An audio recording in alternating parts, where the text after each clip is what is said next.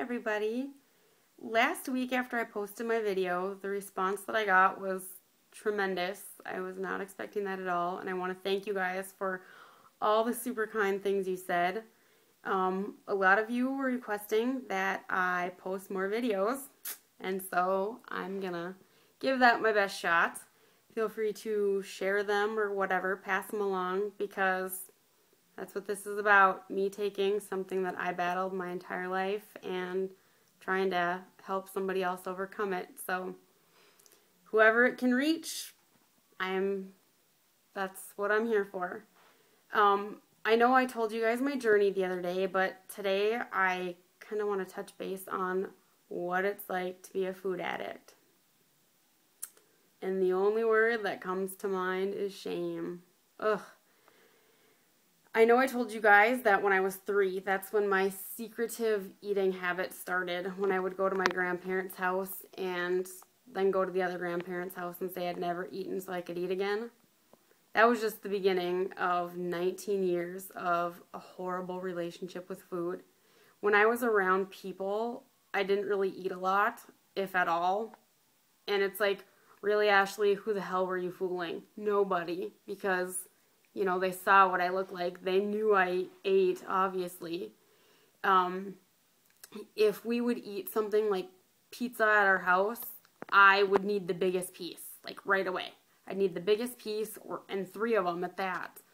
It's like I needed the biggest amount of food to make me happy. Like, then I was good.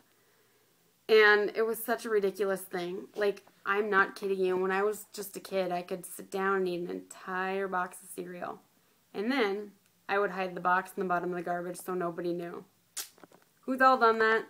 Anybody? I know I have. I've hid more wrappers in the garbage than I ever care to admit.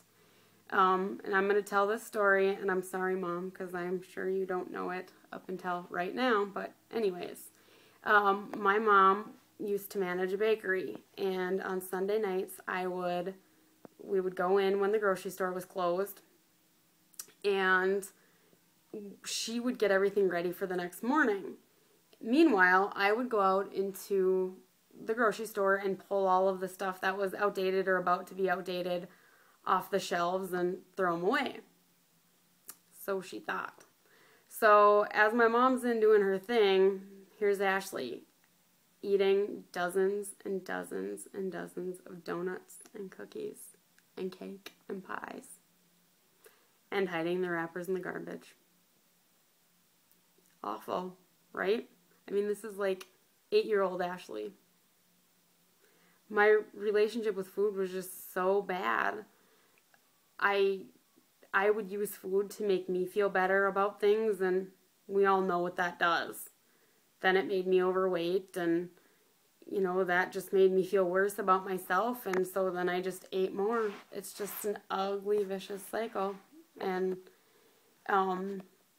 that's why when I joined Weight Watchers, I had to learn how to I had to get a handle on my relationship with food.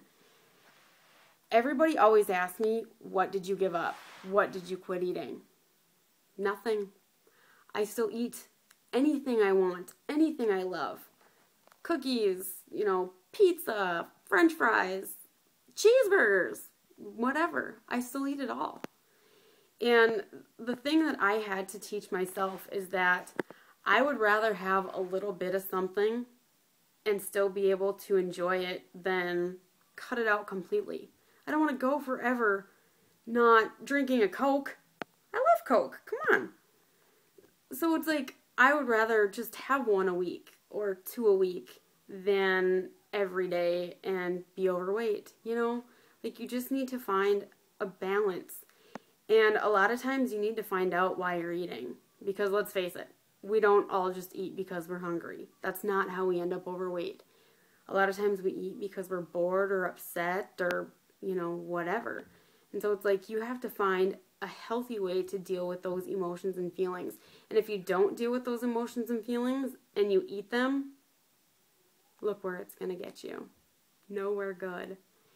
And so that's where I'm at now. I have a healthy relationship with food. I'm able to enjoy things But the thing is I'm still a food addict. I could so easily slip back into where I was. And I'm going to tell you, food is the worst addiction you can have. A Coke addict can stop snorting Coke. An alcoholic can stop drinking alcohol. But guess what? A food addict can't give up food. You need to eat to live.